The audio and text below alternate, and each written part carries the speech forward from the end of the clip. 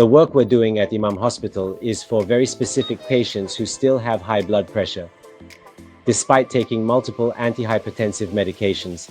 This accounts for less than 1% of patients with hypertension, and they have refractory hypertension.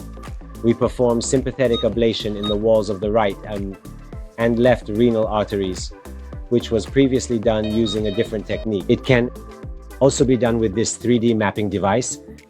Of course, this is not known for its long-term results and is required for very few patients. Exactly with that 3D mapping device behind me, the anatomy of the renal artery is displayed, and in a spiral manner, with the help of 3D mapping, ablation is performed at exactly 8 points along the renal artery using radio frequency. As Professor Mollazadeh mentioned, there is a very small percentage of patients who, despite being on complete blood pressure medications, meaning 3 classes of blood pressure drugs, at least one of which is a diuretic, still struggle to control their blood pressure.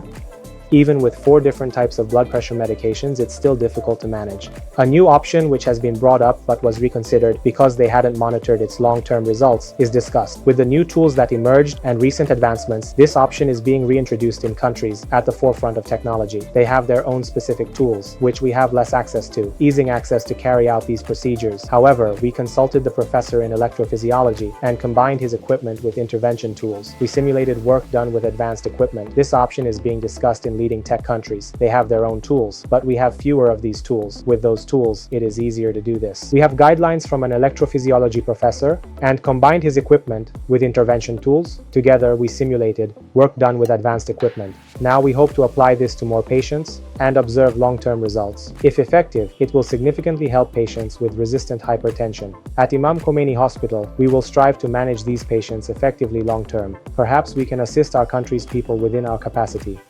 Now, we hope to apply this to a larger number of patients and see the long-term results. If it really proves to be effective, it will be a significant and important help for patients suffering from resistant and troublesome hypertension over the years. God willing, from now on at Imam Khomeini Hospital, we will strive to manage these patients correctly and effectively in the long term. Perhaps we can provide some assistance to the dear people of our country within our capacity.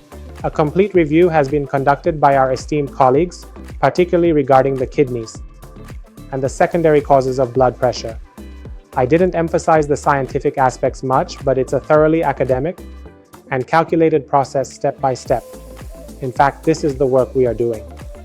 This is just one step in the teamwork collaboration, and I want to express my utmost gratitude to all my colleagues, including our general cardiologists, nephrologists, and other dear ones.